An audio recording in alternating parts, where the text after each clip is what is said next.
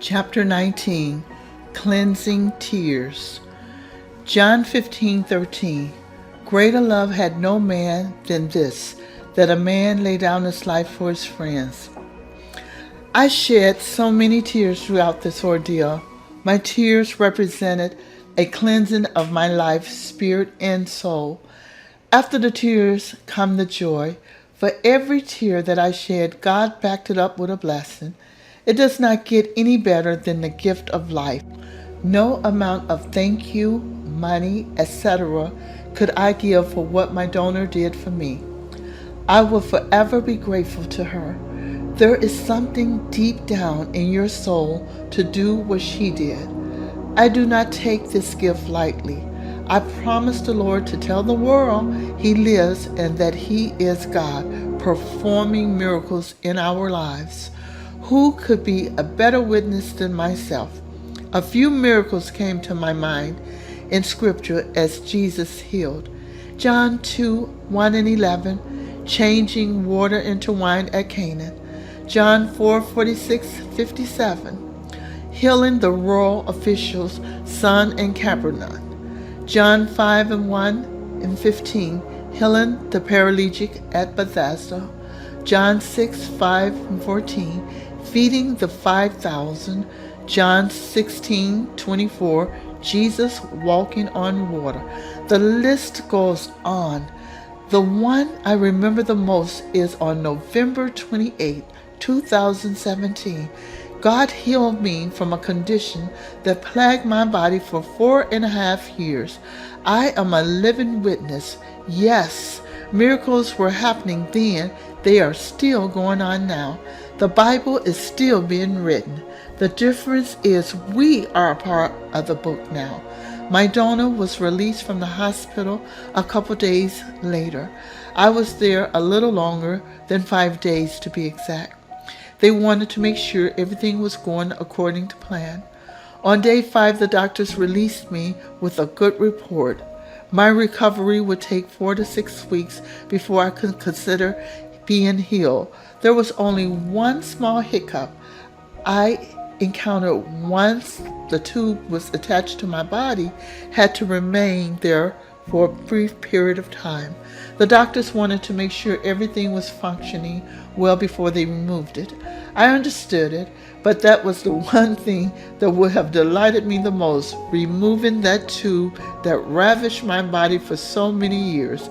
It did not matter because I knew I had a new kidney and it did not have to be attached to anything, and I didn't have to be attached to any machines anymore. Thank you, Lord, for your goodness and your mercy. You were not going to get any complaints from me. It was a matter of time, and the day came when the tube was removed. The moment finally came when I walked in the door to my home for the first time without having to hook up to a machine. Every raw emotion came out of me. It was surreal in such a way that I could not put into words. I returned home. The feeling that came over me was indescribable. Because of the tube that was attached to me, it limited how far I could walk in my home. 10 o'clock p.m., I couldn't reach the cabinets in my kitchen, even though they were only 1 feet away.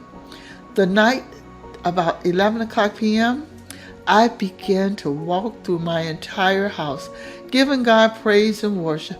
I went into my garage, front door, back door. I went outside my home to the front of the house. Every step I made was a miracle. To be shut down for over 4 years was not an easy task. God, in all of His glory, made a way for miracle for me. Miracles were happening right in front of my eyes. What a wonderful thing to have favor with the Lord. This was our new beginning.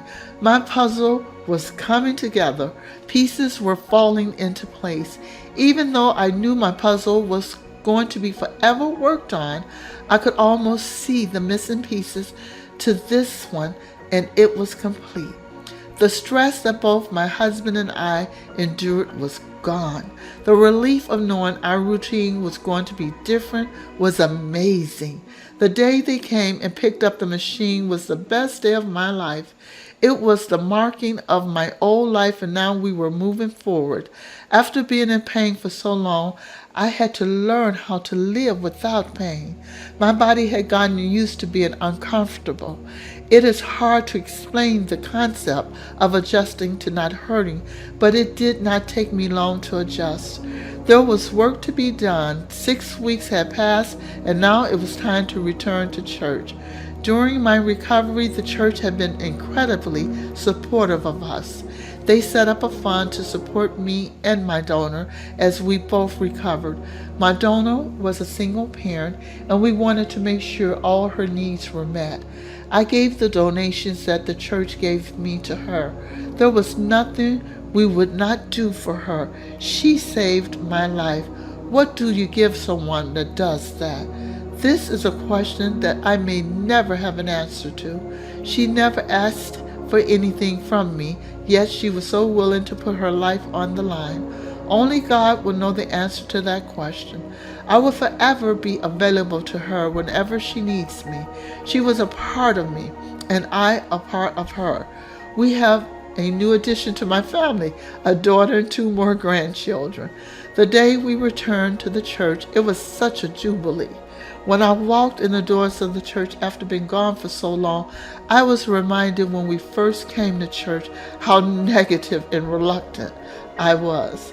At that same time, thanking God and that I was obedient to my husband because of his obedience to God, I now have a new kidney.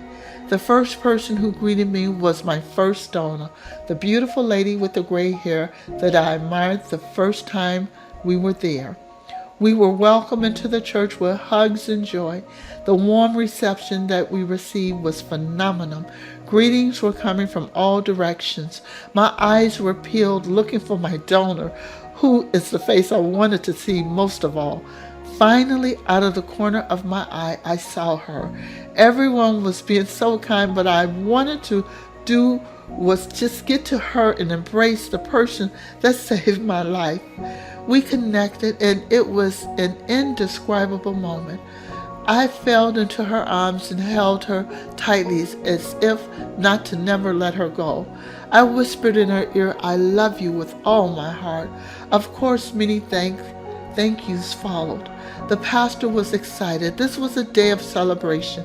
A miracle was performed in this church, and he had a right to stick his chest out with pride.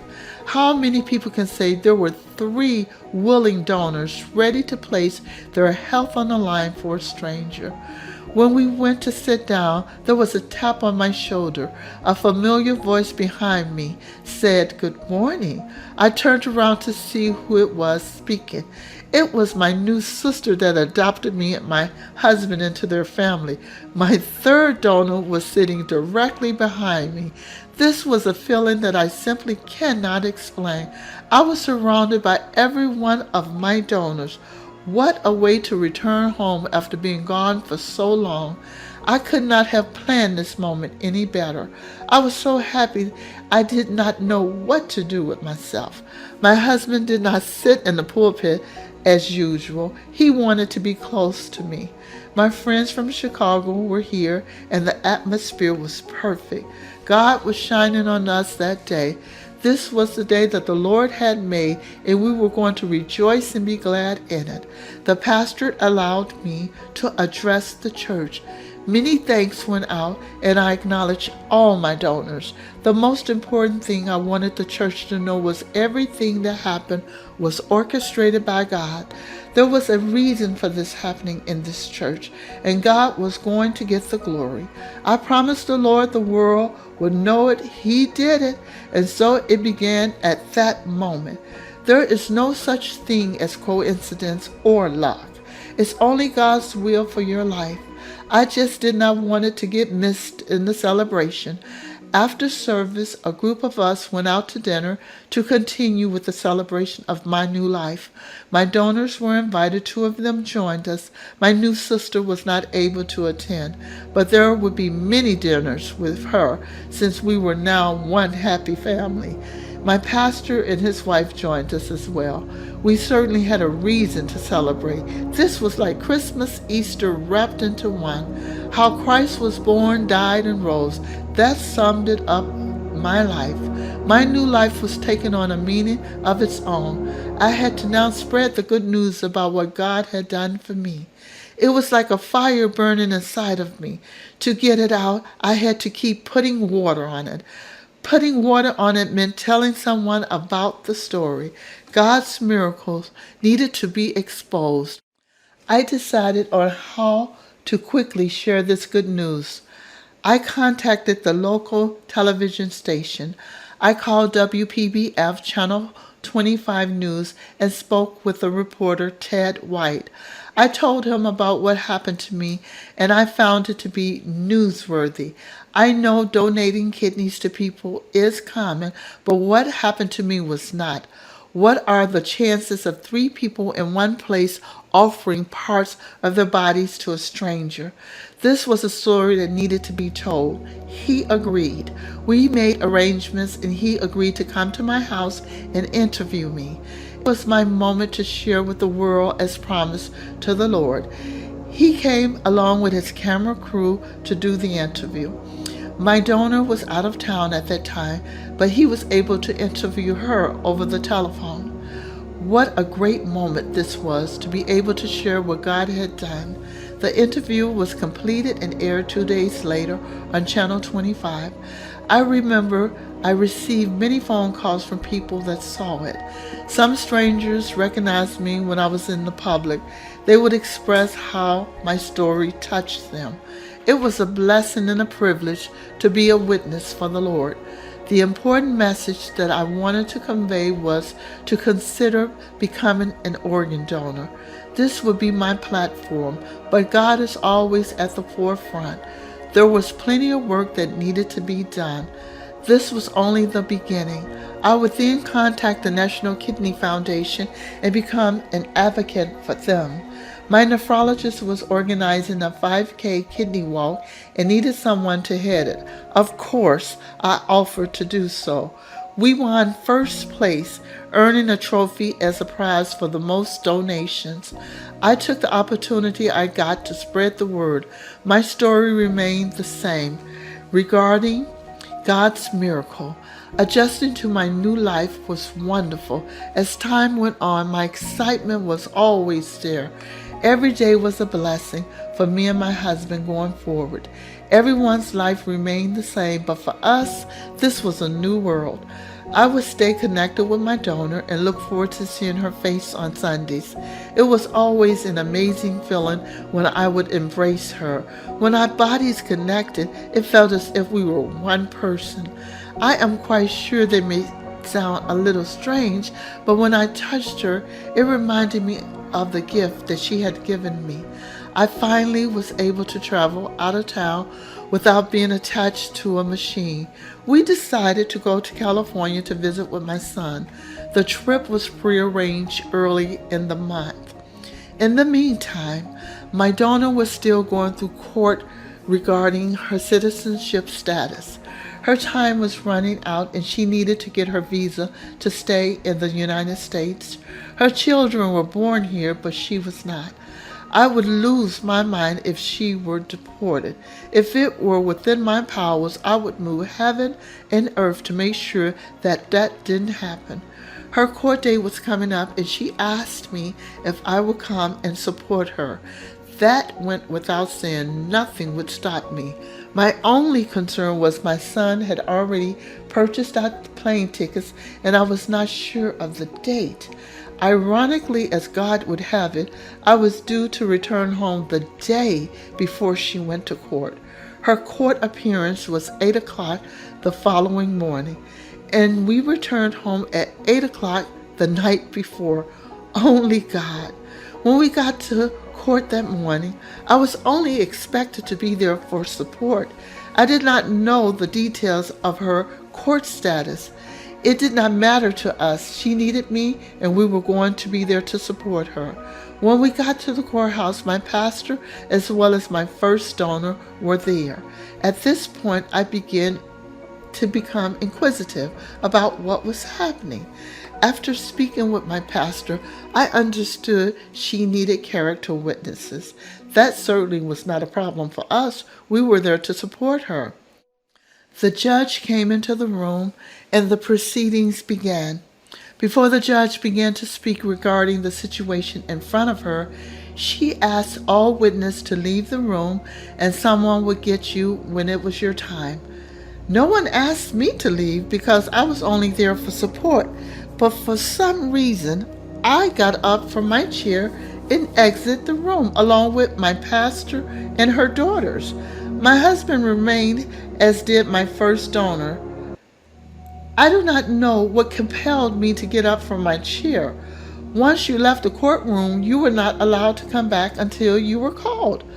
I am not thinking, what did I do? I left the room. No one asked me to. Now I was stuck with the others until we came back into the courtroom. How am I going to support her? I'm not even in the courtroom. Oh my God, what have I done? What is she thinking? Did I abandon her? Oh, thank God my husband was still there. The attorney that represented her would get the eldest daughter first. We could not come until we were called. I told the pastor how puzzled I was regarding what happened. He was not sure what to expect either. All we could do is wait. The daughter returned with tears in her eyes. I could not imagine what could have happened. I assumed the attorney was coming to get the pastor next. What happened next shocked me. The attorney said, all of you can return to the courtroom, but Mrs. Williams, the judge would like to speak to you. Me? Why me? I had no idea what was going on. What could she want with me? I was so baffled. As we followed her in the courtroom, I could feel the nervousness coming all over me. As I entered the courtroom, I was directed by the attorney to go up to the witness stand. I recall looking over at my husband with a confused look on my face and a confused look on his face. He shrugged his shoulders as if to say, I have no idea what's going on either. When I got on the stand, I looked over at the judge, who was a lady. I was then sworn in by her. This was blowing my mind because I did not know why I was even on the witness stand. What am I going to say? What kind of questions are they going to ask? I do not know or want anything to do that would cause her any harm in her case. All I can do at that moment was to call on Jesus. Her attorney got my attention and asked me a few general questions. How did I meet my donor? How long did I know her? Questions in that order. Then suddenly, the judge took over the questioning to say, let us get to the point. I was beginning to feel intimidated by her strong tone. She strongly asked me, how long have you known your donor? How did we meet? I told her my story of how we met, and I did not know her for only a few months. I told her about how she gave me her kidney and saved my life. I spoke the truth about our relationship and spared no details. She then asked a question that knocked me off my feet. If your donor was not able to stay in this country, would you be willing to take care of her daughters? I was simply blown away by that question. I looked over at my donor, baffled, and looked at my husband. What was going on? My answer could only be one thing. Yes, I would. I did not know what was happening, but all I knew was she needed me, and there was no way I was going to abandon her. The judge looked over at her attorney and asked, do you have any more questions for this witness? My donor's attorney answered no. She then looked at the state's attorney and asked the same question. They replied, no questions for this witness. She then excused me from the stand. My mind was really in a state of confusion. Being a witness was something I did not expect or prepare for. All I could do was to tell the truth as I knew it. When I walked past my donor, she had tears in her eyes. I did not know what went on before coming into the courtroom. It did not seem to be going well. What happened while we were waiting to come into the courtroom? I sat down next to my husband, and he looked as if it was not going well. He remained in the courtroom while we waited to be called. He was a witness to everything that went on. Not being allowed to speak during the proceedings, all I can do is wait to see what the outcome would be. He grabbed my hand and gave me this look that something bad was going to happen. I was so confused and just wanted to know what was going on. Finally, the judge asked both attorneys to give closing statements. I thought this was going to be easy. It turns out to be a real court case. I began to pray silently. Lord, I do not know what is going on, but if it's in your will, let the outcome be good for my donor. You have me here for a reason. Let your will be done. After both attorneys spoke, the judge decided to render her decision whether she will allow my donor to become a U.S. citizen or not. The judge began to speak.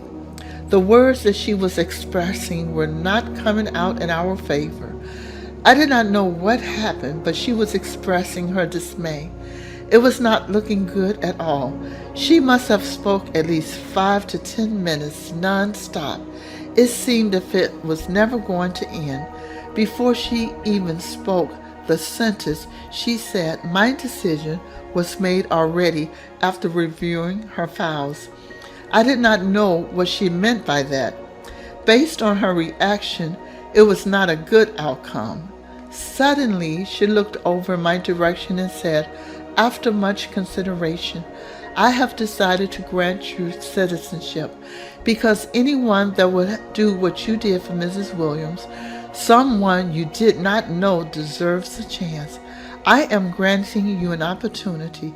She went on to say, "There are people not willing to give a relative a kidney, but what you did was a selfless act to help a stranger." She said, "This case is closed."